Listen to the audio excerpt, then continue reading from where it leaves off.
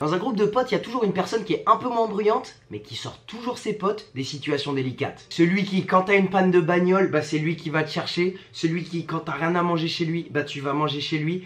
Celui qui, quand tu veux draguer une meuf, eh ben il va draguer sa pote qui est un petit peu moins belle. Le mec, tu comptes sur lui. Et parfois, ça arrive que ce même pote, un peu moins bruyant mais qui te sauve souvent la vie, bah dans le groupe de potes, dès qu'il y a quelque chose qui va pas, bah on va se tourner vers lui et ça sera sa faute. Quand il vient te chercher pendant ta panne de bagnole, et bah tu vas te plaindre à lui au niveau de ta panne. Quand tu vas manger chez lui parce que t'as rien à bouffer chez toi, tu vas quand même te plaindre parce que c'est pas top la bouffe qu'il te donne. Et quand tu réussis pas à draguer la nana en question, et bah tu vas te plaindre à lui et tu vas dire que c'est sa faute. La NFL est en train de donner ce rôle au kicker. Il y a quelques années, la NFL a décidé de protéger ses joueurs. Donc pendant l'engagement, pendant le kick-off, ils ont rapproché les kickers. Donc maintenant, pendant les coups de pied d'engagement, il y a très souvent un touchback. Un touchback, c'est quand le coup de pied va trop loin, dépasse la zone en but adverse et on prend la balle au 25 yards. Donc dans la partie de l'engagement, les kickers, on en entend encore moins parler. Et il y a quelques années, la NFL a un petit peu changé les points de conversion après un touchdown. Ils voulaient un peu épicer le match. Avant, après un touchdown, un kicker venait,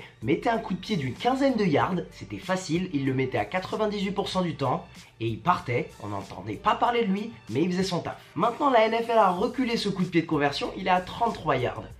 On le loupe plus souvent. Quand les kickers le réussissent, ils sortent du terrain, ils ont fait leur taf. Quand les kickers ne réussissent pas, c'est de leur faute si on perd le match. Les Tampa Bay Buccaneers ont drafté il y a quelques années Roberto Aguayo au 2e tour de la draft. Après plusieurs années avec des excellents kickers, les équipes NFL ont pris un petit peu la confiance et ça a donné Roberto Aguayo sélectionné au 2e tour. Aujourd'hui, Aguayo était moyen, voire mauvais, et il cherche toujours du travail. C'est pour ça que personnellement, j'admire beaucoup N'Golo Kanté. En France, on est tous d'accord pour se dire que N'Golo Kanté a eu une part énorme sur le jeu de l'équipe de France pour gagner la Coupe du Monde. Et en football européen, c'est pas souvent qu'on se dit waouh, le milieu défensif de mon équipe est sûrement le meilleur joueur de mon équipe. Et on se dit pas souvent qu'un kicker est un joueur très important dans une équipe NFL.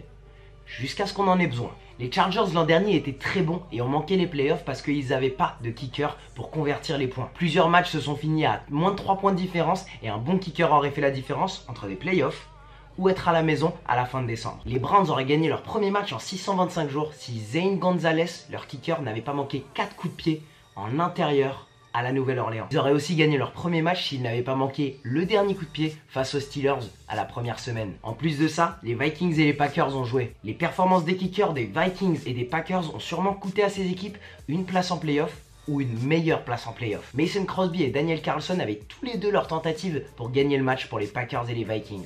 Ils ont tous les deux manqué et ils ont fini à égalité. En fin de saison, avec le bilan victoire-défaite, vous verrez que ces deux équipes, ils auraient pu être en meilleure position ou même en position pour être en playoff. L'année dernière, à la même semaine, les Giants ont perdu face aux Eagles après un coup de pied de 62 yards de Jake Elliott. Si Jake Elliott avait manqué ce coup de pied, les Eagles ne sont pas numéro 1 en NFC en playoff. Les Eagles ne sont pas numéro 1, alors ils retrouvent les Saints ou alors ils jouent contre les Vikings chez eux et ça change tout sur leur trajet vers le Super Bowl. Ils gagnent sûrement pas le Super Bowl et ça change toute l'histoire. Et tout ça se base sur un coup de pied qui s'est passé au week 2. Oui, yes, dis-moi, allez, allez.